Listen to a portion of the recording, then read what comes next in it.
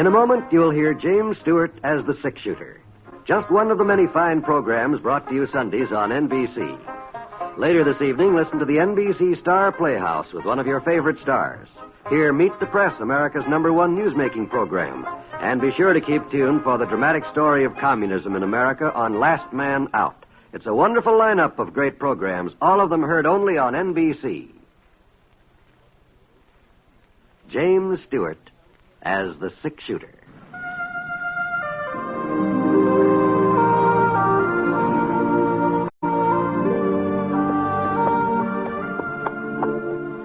The man in the saddle is angular and long-legged.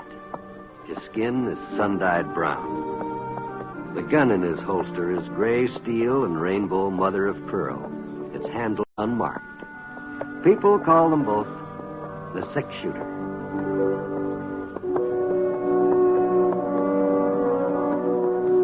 The NBC Radio Network presents James Stewart as the six-shooter, a transcribed series of radio dramas based on the life of Britt Ponset, the Texas plainsman who wandered through the Western Territories, leaving behind a trail of still-remembered legends.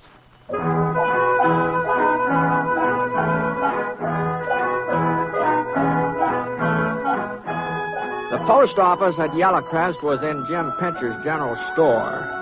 Oh, it was just a piece of planking and some wooden cubby holes over the one side between the soda cracker barrel and the jugs of apple cider.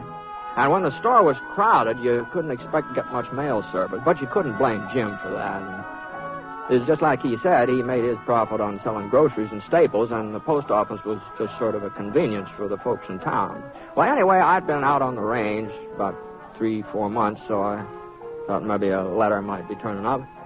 Not that I was expecting to hear it from anybody in particular, but, oh, well, it was about my time to get some mail.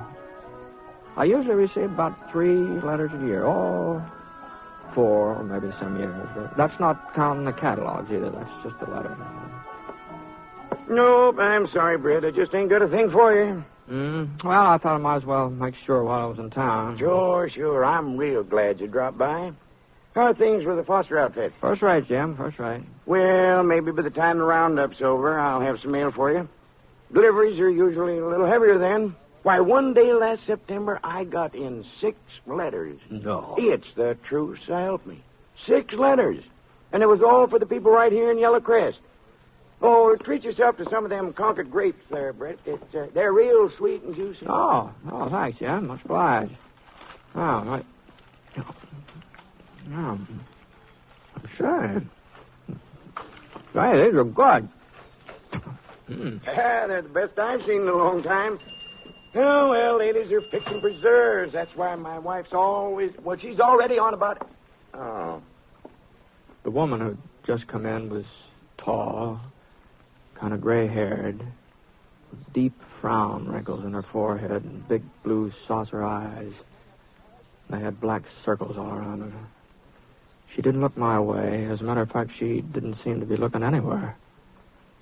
She just stared straight ahead and resting the palms of her hands against the mail counter. I'd like my mail, please. No mail. You sure? No mail, I said. Well, there must be something by now. Maybe you didn't look and... Say, Britt, did I show you the new supply of holsters I got in? Come on over here where you can get a good look at them. Not that they're fancy enough for that revolver of yours, but they're sure pretty. Good quality, too. Hey, just what's going on here, Jim? Well, that lady who was in here, you treated her like she had the plague or something. You mean you didn't recognize her, Britt? No, I guess there's a dead. Helen Bricker. Stradbricker's girl. Helen Bricker? Why, that's not... Guess we ought to be calling her Mrs. Billy Stark, by right? Yeah. Well, excuse me, Jim. I want to see if I can catch up with her. Thanks for the grape. Now, wait a minute, Britt. The folks in Yellowcrest don't like the idea. Hey, Helen! Hey, Helen! Helen, hold up a second here. Hey, what's the matter with you, Helen? You getting stuck up or something? Stuck up? Well, you remember me, don't you? Sure. I remember you, Britt. Well, but back there in the store, you didn't so much as give me a nod. I didn't hear you falling all over yourself with good mornings either. Uh-huh. Well, to tell you the truth, I just didn't recognize you. Not right off the bat. Not that you've changed very much or anything, but, well, it's been quite a spell. Your since, mouth is the wrong shape for lion, Britt. You couldn't fool a horsefly. Well, I don't know what you mean, Helen. So I haven't changed, have I? Gray hairs, wrinkles so deep you can feel the bones behind them. Yeah, well, maybe your hair's sort of lightened up here and there, but that doesn't Britt, mean that... I'm an old woman. I was 27 last April, but I'm an old woman. Oh, now, Helen. Well, here's my buckboard. Goodbye, Britt. Thanks for speaking to me. Thanks for speaking to... What the Sam Hill do you mean, Helen? Hadn't you heard? The good citizens of Yellow Crest don't waste their words on Billy Stark's wife. They're not going to like the idea of you walking down the street with me, neither. Oh, now you're doing a little exaggerating, Helen. Am I? Well, now, where are you living now? Cabin out the end of town by South Creek. The one my father built when I was a girl, remember? Oh, sure. By the way, how is Strad? I don't know.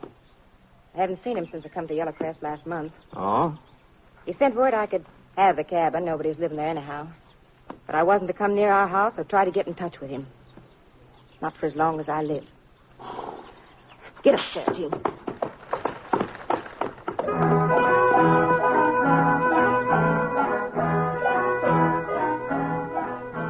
Well, seeing it's almost noon, I thought I might as well wander over to the hotel and have some dinner.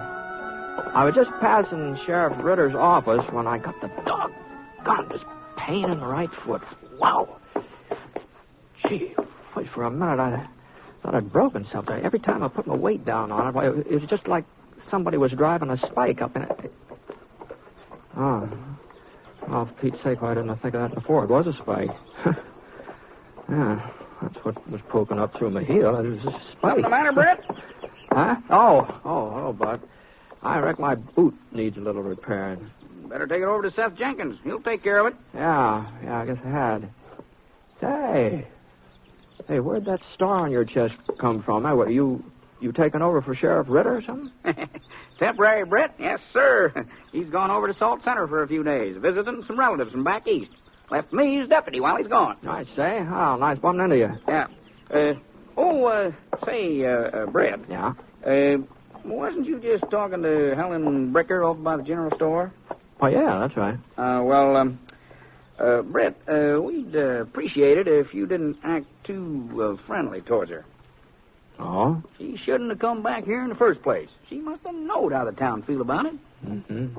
Because of her being married to... Why, sure, Britt. You don't blame us, do you? Well... I know she was young when she run off with him, and he hadn't turned into an out-and-out killer yet, but she didn't have to stick with him, did she? Why, even after he robbed a bank right here in her own hometown and killed Dave Fletcher, she still didn't make a move towards leaving him. Leastways, they was together when the marshal captured him a couple of months later. Mm-hmm. Well, I did hear about Star being arrested, but I didn't get too many of the details. Well, it was over at Junction City. They'd been living there on and off, using another name, of course, and pretending to be real respectable. Is that so? Yeah, but somebody tipped off Marshal Shaw, one of Billy's own boys, probably. And the marshal took him without firing a shot. He's up at Fort Bryan now, and if you ask me, she ought to be there, too, waiting to be hung right along with him. Well, when's the hanging supposed to take place? This week sometime. The day ain't certain. Leastways, we ain't had word from Fort Bryan yet. I see. Doggone it, Britt. Dave Fletcher was a fine man. Why, if it hadn't been for him and his bank, like as not, there wouldn't even be a town here. Yeah, that's true enough. Every time I see Helen riding around with her head up in the air, it just galls me. Why, even her own father won't have nothing to do with her. A gal like that married to a fellow who's murdered 10, 12 men, maybe. Nobody knows how many for sure.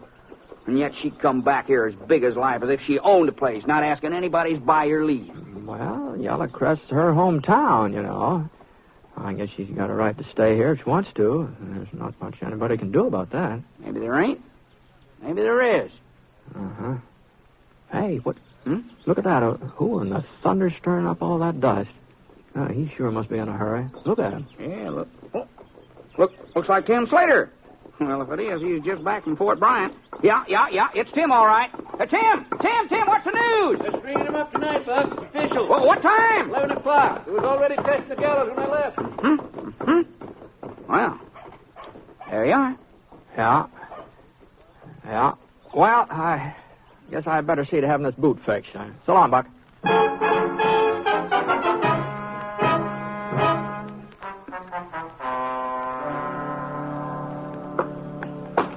who put this heel on just did not know his trade. No reason why a nail should come through the inside if the heel's been put on proper. Who made these boots for you anyway, Britt? Well, let's see now. Let's come to think of it. I believe you did. Hmm? Well, didn't you? You know darn well I didn't. You think I can't recognize my own work? Well, I don't Why, know. I never turned out a pair of boots like this even when I was apprenticed. Now, tell me the truth. Where'd you get them? The general store over White Corners. I thought so. Yes, sir, I thought so. Mm-hmm. Ready-made. That's what they are. Well, I could tell the second I seen them. No wonder you got a nail in your foot. The idea. Britt Ponsett wearing ready-made boots. Well, you know, sometimes it's very hard to find a good bootmaker. Well, I'm here, ain't I? Been here over 15 years. All right, Seth. The next pair I get, you can make them for me. How's that? I think people would learn better than to put their trust in machines. Here. See how this feels now. Mm-hmm. Thanks. No. Oh, that looks like I got a hole in my sock. Well, sir, that don't come as any surprise to me. Never run into a cowpoke yet who didn't have holes in his stocking. Go on, stand on it. Oh, all right. Jump up and down. What do you mean? Go ahead, jump up and down. Yeah. Don't feel a thing, do you? No, not a thing. Took a human being to get that heel on right, not no machine. You're right, Seth. You're right. All right. Oh, that's fine. What do I owe you? Yeah. I ought to charge you double for having to work on ready-mades, but since you give me your word you'll order your next pair from me, why, I'll stick my regular price. That's 10 cents. Oh, it's more than worth it. Here you are. Thank you. Yeah, gonna be quite a doings tonight, I reckon. How's that? Tim Slater come by with the news just before you dropped in. You mean about Billy Stark? Yeah. We're meeting at Buck Thompson's house, but I don't suppose you'll want to get mixed up in it, Britt. Mixed up in what, Seth? Why, running that wife of Billy's out of town. You knew about it, didn't you? Tim said he seen you talking to Buck. Yeah, I was talking to him, all right. Well, didn't he tell you how we're going to show Helen Bricker, Helen Stark, that she ain't exactly welcome to stay in Yellowcrest? No, I guess he didn't think I'd be interested. We've been waiting until we were sure about that hanging. Figured we'd get rid of one Stark while the state's getting rid of the other one. Mm-hmm. Helen isn't going to be very easy to convince. Burning that cabin where she's staying ought to do the trick. What? I reckon she won't have much choice after that. And seeing as how her own father won't let her live with him, I imagine she might have a little trouble finding somebody else to take her in. Yeah. Yeah. Uh-huh. Well, thanks for fixing my boots, Seth. Feel just like new.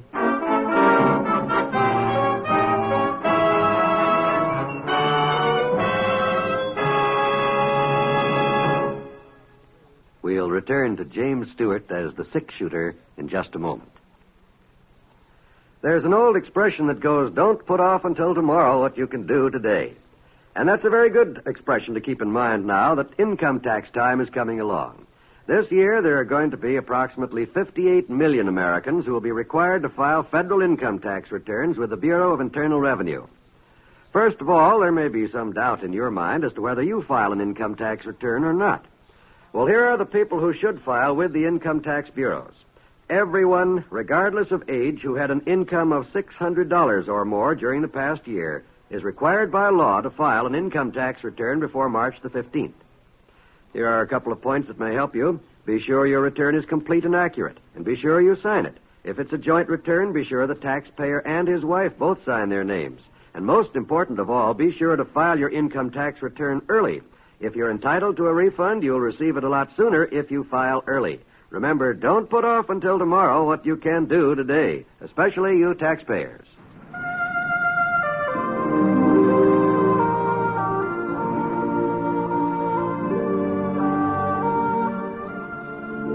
Now, Act 2 of The Six-Shooter, starring James Stewart as Britt Ponsett.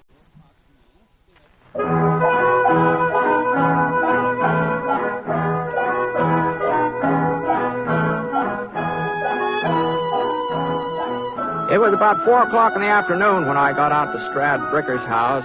There's a big, comfortable 2-story place on 2nd Street. Green shutters. Front porch painted kind of gray shade.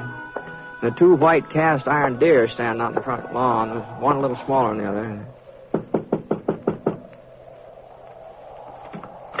Yes? Oh, hello, Britt. Oh, Strad? Yeah, mind if I come in? No, of course not. Strad was a big man. A couple inches over 6 feet. Must have weighed, 230, I suppose. None of it was fat, either. His hair was white as snow. And a thick brush mustache fell down over his upper lip. He didn't look old, though, not for his years. Not unless you happened to get a glimpse of his eyes. And they were sort of dull and faded. They didn't jump all around the room the way they did the last time I saw him. I heard you were in Yellow Crest, Britt. Jim Pincher was telling me down at the store. Yeah, I stopped by to see if there's any mail. Sit down. Thanks. You're looking well, Strad. Real well. I stay about the same. What can I do for you, Britt? I ran into Helen this morning. She sure has changed a lot, hasn't she, Strad? Not so? You haven't seen her yourself? No. Uh-huh. Well, it seems kind of funny. You both live in the same town. Britt, if you come to try and fix things up between us, you're wasting your time. Oh, no. No. It's none of my business. I know that. I told her he was no good before she married him, I told her. But she knew more than anybody else. She wouldn't listen to me. Well, I guess sometimes it's pretty hard to see a person's faults when you're in love with them. That ain't my concern. Oh, it must be pretty hard on Helen.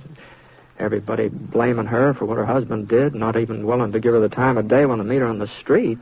If she don't like it, she's free to leave. No, she wasn't complaining, Strad.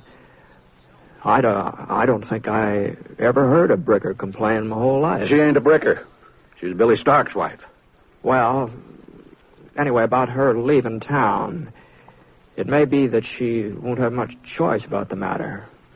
Billy Stark's being hung at 11 o'clock tonight, and some of the boys are planning to burn Helen out at the same time. They already told me about it, Britt. They told you? What? And you're not going to try and stop them? That cabin on South Creek ain't worth worrying about. Well, Helen isn't worth worrying about either, huh? Is that it? There probably won't be any violence. If there is, it's the sheriff's job to prevent it.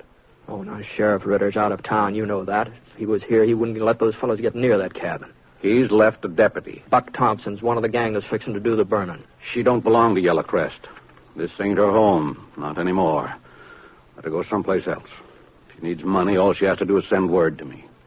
Why, she'd never take money from you, Strad. Then let her say she was wrong. Let her come to me and say she's sorry she ever laid eyes on Billy Stark. Let her ask me to forgive her. Maybe then I'll care what happens to her. Maybe then I'll care.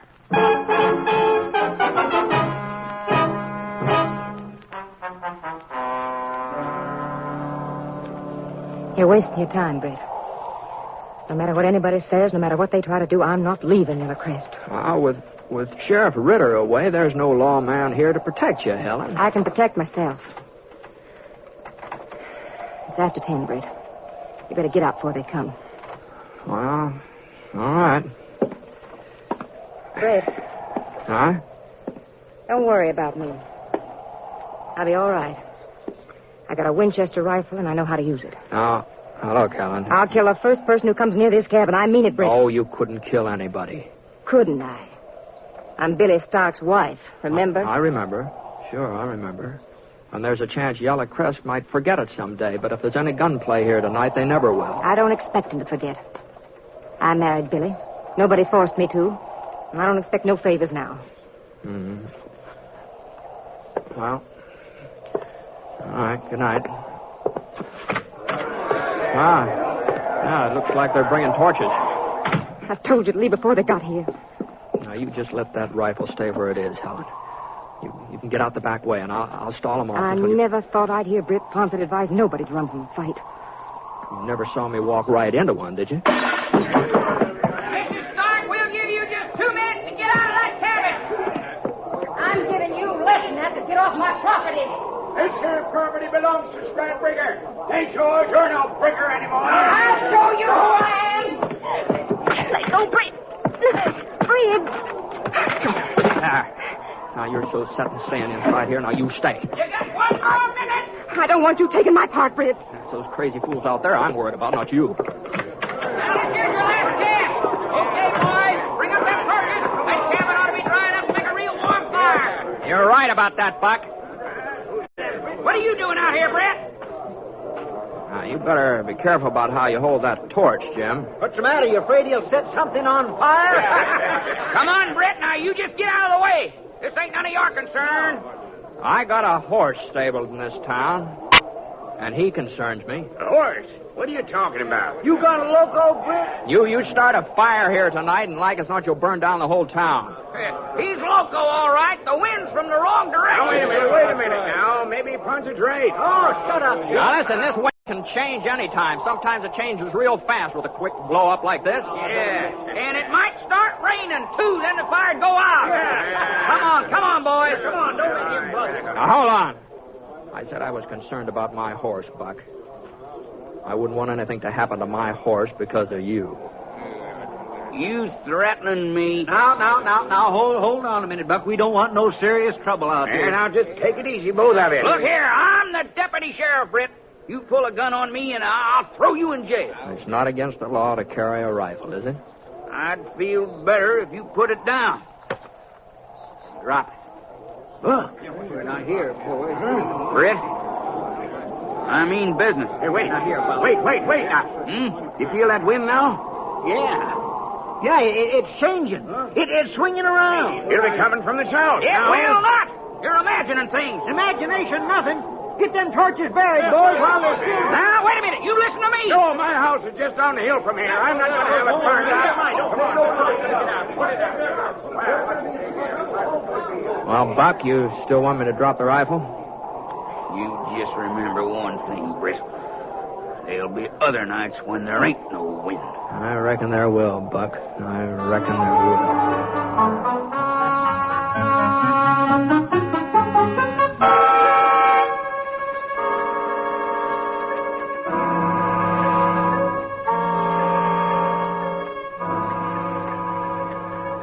Well, you'll have to get this window fixed, Helen. New pane of glass and some putty. That's about all you'll need.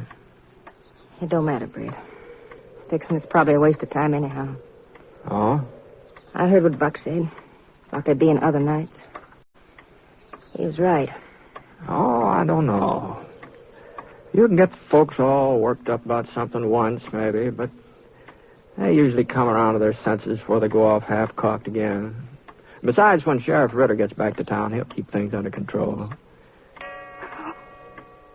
The hands of the clock had touched 11. 11 o'clock meant that Billy Stark, well, that's the time they'd set. I didn't know what Helen would do, how she'd take it. But I sure didn't expect her to get a kind of a relaxed expression on her face. Why, she looked almost like she was relieved to know that it was over.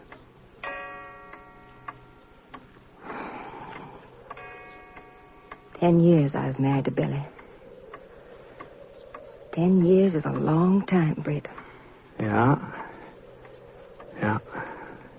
Well, why'd you stick it out, Helen?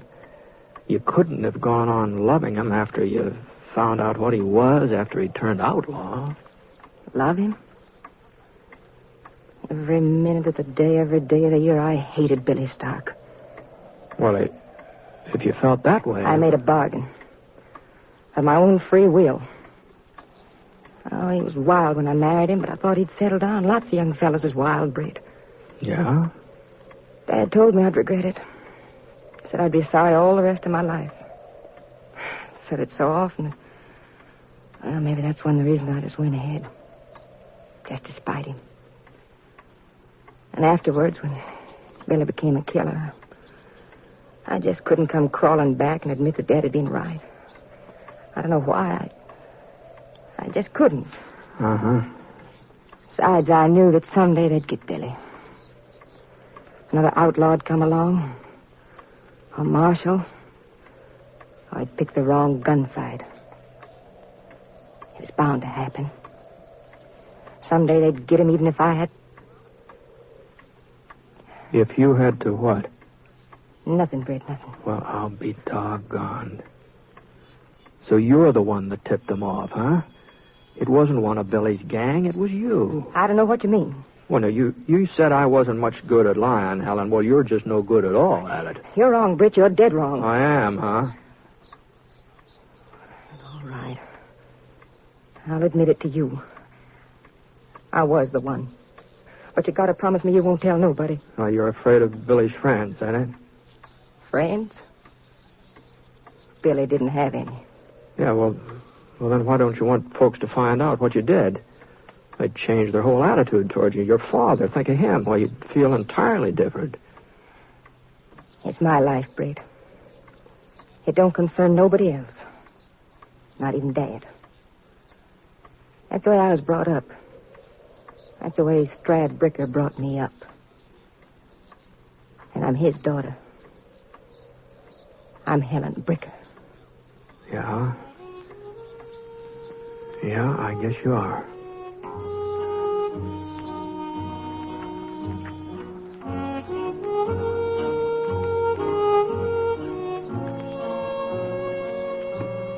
Well, I haven't been back to Yellow Crest, not for, 5-6 months. So I don't know whether Helen is still living out in that cabin, still holding to herself, or whether the folks have kind of softened to her by now. Of course, it's possible that somebody told them about her and Billy, about what she did to have them captured and so on, but I haven't mentioned it, but, it's pretty hard to keep a secret like that. Anyway, like I said, I don't know what's happened to Helen Bricker. Not for sure.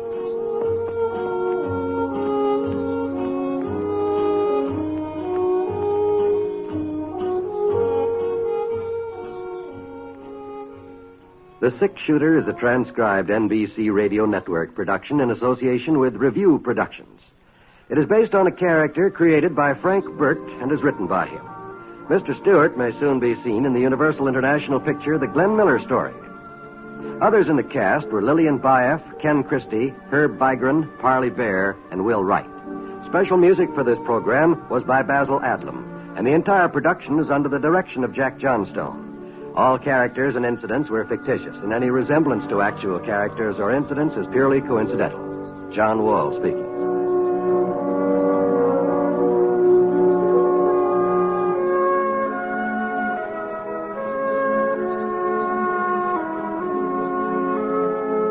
Tonight, hear Sunday at Home on the NBC Radio Network.